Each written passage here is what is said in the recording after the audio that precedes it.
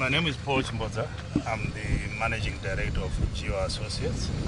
Geo Associates is the license holder for this project, and under Geo Associates we've got two main shareholders, namely Invictus Energy, which is an Australian listed oil and gas company, and One Gas Resources, which is a Zimbabwean entity that I had.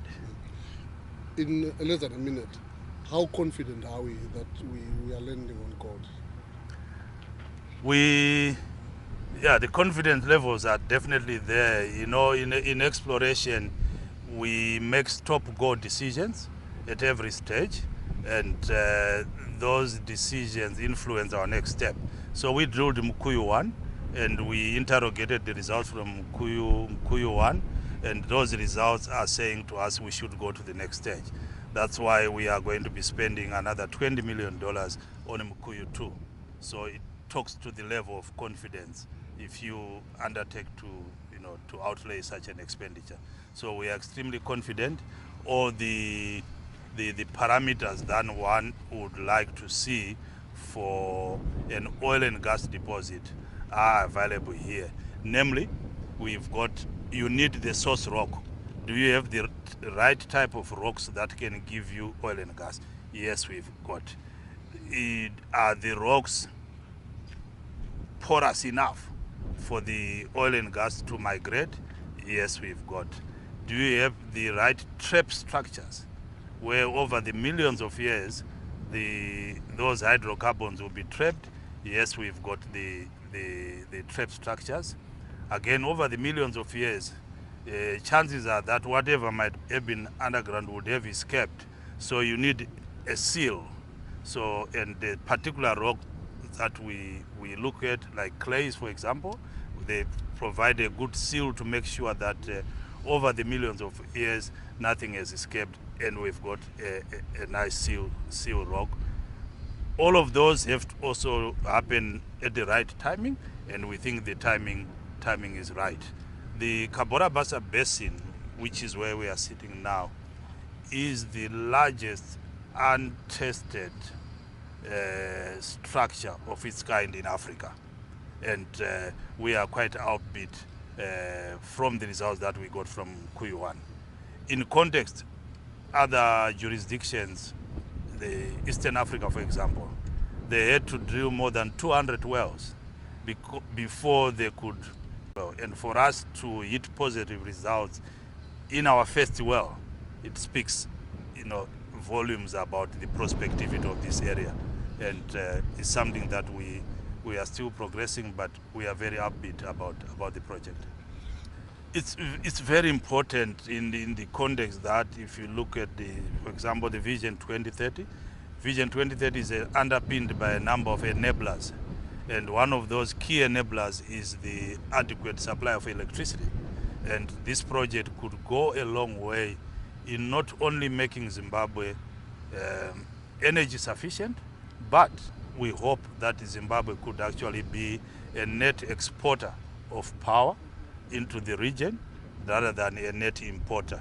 You may be aware the Southern African Power Pool is headquartered in Harare, and it gives us an opportunity to generate power in the country. And power shortage is not an issue of Zimbabwe alone. There's a regional power shortage, and our crystal ball vision is that we'll be able to generate enough electricity from here to the region. We can also do what we call gas to liquids, where you can actually convert your gas to diesel, kerosene, paraffin, waxes, a lot of things that you can produce there. We talk more with emphasis on gas because we believe that we've got more of gas than oil.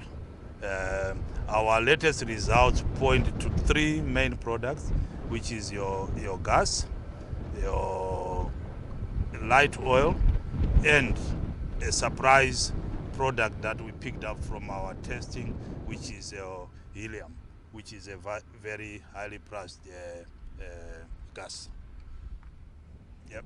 Okay, Mr. We Too early to talk about exporting plants, but suffice to say that the energy shortage is not a Zimbabwean problem alone. It's a regional problem. Our biggest economy in the region is South Africa. We've got a huge power deficit. Some of the coal-fired power plants are going to be decommissioned, so there's going to be need for power. There's new projects coming on stream locally and in the region, and the power deficit continues to rise. So we think that the space is in electricity generator space than an off-taker space. Everyone is scrambling for adequate power supply, and we would like to service that space, starting with our home country Zimbabwe, make Zimbabwe energy sufficient, and any surplus we can export into the region. Thank you so much. You're welcome. Investment, you indicated that for the first Mkuyu 1 project, you pumped in $20 million, and for this project, it's $20 million. What's the overall investment for the project? I think before we started drilling Mkuyu 1, we had spent about $12 million on a lot of desktop and studies and all that. And then we put in another $20 million in Mkuyu 1. We almost putting a similar figure, $20 million on Mkuyu 2. As you get more positive results, the ticket price gets higher. By the time we get to development of this project, we are talking billions of dollars. That is why you find most of the oil and gas projects globally, there is more than just one player. You have a number of players to share the risk and the reward. So the numbers run into hundreds of millions, into billions of dollars. Okay,